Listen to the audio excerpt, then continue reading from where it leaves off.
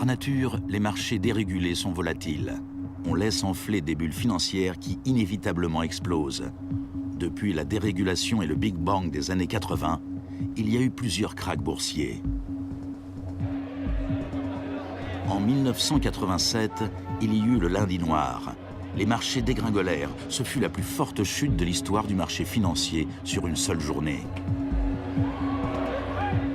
En 1992, il y eut le mercredi noir, le jour où les spéculateurs firent fortune en misant contre la livre sterling.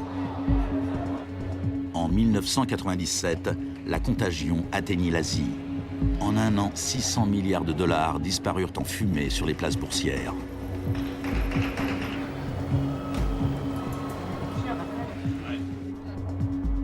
Et finalement, en septembre 2008, les marchés financiers implosèrent. The market is not functioning properly. There has been a widespread loss of confidence.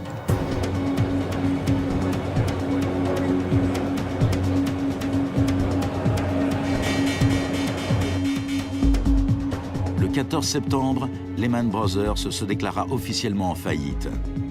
Et pourtant, une semaine plus tard, on apprenait que ces traders de New York allaient se partager 2,5 milliards de dollars de bonus.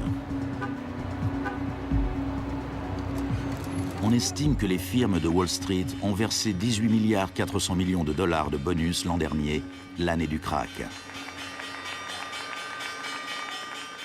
Despite the torrent of populist rhetoric about taking on the fat cats and standing up for the little guy and saving Main Street, not Wall Street, we are witnessing a transfer of wealth of unfathomable size. It is a transfer of wealth from public hands, from the hands of government, collected from regular people in the form of taxes, into the hands of the wealthiest corporations and individuals in the world. Needless to say, the very individuals and corporations that created this crisis. We are in the midst of a once-in-a-century credit tsunami. I found a flaw. I don't know how significant or permanent it is, but I've been very distressed by that fact. Aux États-Unis, c'est la crise financière qui a assuré la victoire d'Obama. Les Américains voulaient changer de cap. Hello, Chicago! This crisis is clearly understood by almost everyone as being the direct result of this particular ideology of deregulation and privatization. La gravité de la crise offre l'espoir d'un changement. The Shock Doctrine as a strategy relies on us not knowing about it for it to work. And what I find most hopeful about the current economic crisis is that this tactic is getting tired, because that element of surprise is no longer there. We're on to them, and it's not working. We're becoming shock resistant. La dernière fois qu'une crise financière aussi grave a frappé le monde, on avait opté pour la politique keynésienne du New Deal. Let me assert my firm belief that the only thing we have to fear is fear itself.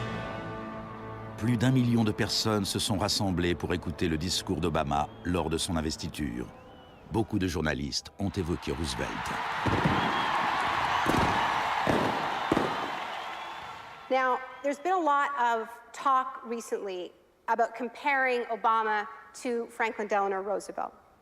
So I want to talk a little bit about FDR, because there's a great FDR story, and it could be an apocryphal one, about when he would be visited by some progressive organization or a union, and they would be proposing some new progressive policy that they wanted to be part of the New Deal.